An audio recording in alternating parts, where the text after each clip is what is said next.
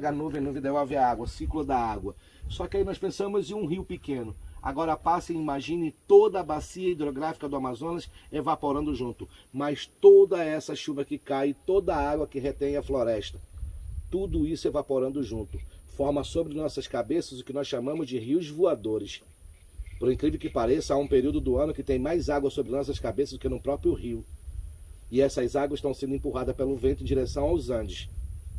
Quando essas nuvens baterem nos Andes, parte dessas nuvens vão se dissipar nos Andes, essa água vai despejar nos Andes. E neste momento, o nosso verão é inverno nos Andes.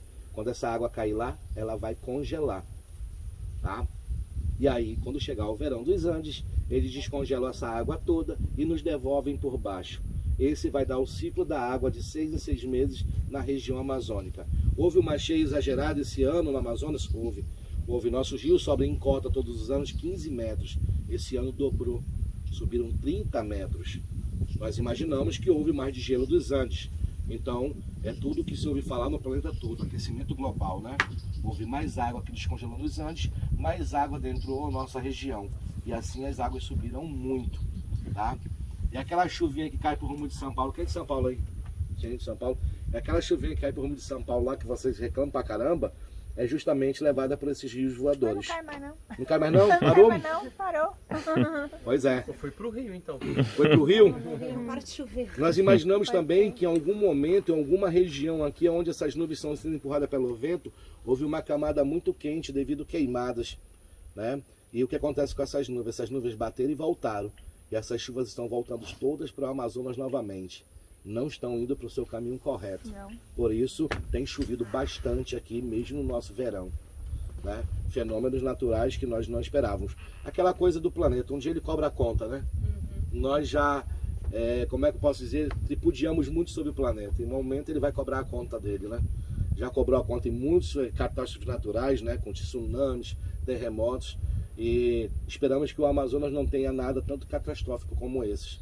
Mas já vimos muitas mudanças dentro da nossa região. Uma das coisas interessantes que eu vou explicar para vocês é sobre esse ciclo aqui. Nós estamos dentro de uma área de várzea. Toda essa área aqui é a área de solo argiloso. É um solo que nós chamamos solo de tabatinga. Então isso aqui é área de várzea, de alagado. Vocês repararam aqui que tem uma passarela gigantesca alta, né? Porque as águas vão subir. Olhem para as palmeirazinhas aqui. Tá vendo as marquinhas escuras nelas aí? Era o nível da água desse ano. Então era onde a água estava. As águas sobem e alagam tudo isso aqui. Mas esse solo, quando esse solo seca, ele é um solo rico em nutriente. Rico em nutriente. Eu não preciso nem plantar, basta jogar que nasce. De tanto nutriente que existe nesse solo. Porém, na Amazônia, tem 12 biomas de solo. Um solo argiloso e um solo arenoso. Esse solo argiloso vocês conheceram aqui, conheceram no Juma, diferente do solo de Manaus, o solo de Presidente Figueiredo, e em diante, Anavilhanas e até o Jaú. Todos são solos arenosos. Eu sou formado em engenharia florestal e uma coisa que eu brincava muito era entender porque que em dois solos diferentes existe a mesma floresta. Porque para o que eu entendo, um solo arenoso ele é para ter uma floresta semiárida. Não é para manter floresta tão grande, tão alta, tão exuberante como é dentro do Parque do Jaú. Né? E como é toda essa exuberância de floresta. Vocês subiram um pouco o rio para mim e devem ter prestado atenção que a floresta vai se dissipando aí em uma coisa gigantesca. Não era para ter aquela floresta. É um solo arenoso, é um solo pobre em nutrientes. Não tem tanto nutriente. Aqui sim era para ter essa floresta, porque é um solo argiloso, rico em nutrientes. E só tem esse solo porque é área de várzea banhado por águas do rio Solimões, águas barrentas. A água escura, ela já é ácida, ela já ajuda a danificar o solo. Agora me pergunto, por que que nós temos essa floresta toda, mesmo no solo não propício e com uma água não propícia? Por incrível que pareça, nós recebemos nutriente a mais no Amazonas. E vão achar de louco, mas pesquisem para vocês entenderem um pouco melhor, né? Tem gente que já ouviu falar, ou leu alguma coisa sobre, mas nós recebemos um nutriente a mais no Amazonas, trazido pela corrente dos ventos.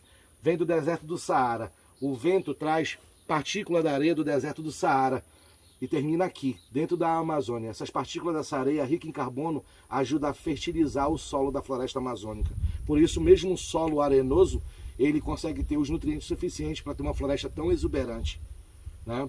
Não sabemos como e quando, mas entendemos que a natureza ela é perfeita. Em algum momento ela fez esse compacto, né? esse pacto com a Amazônia.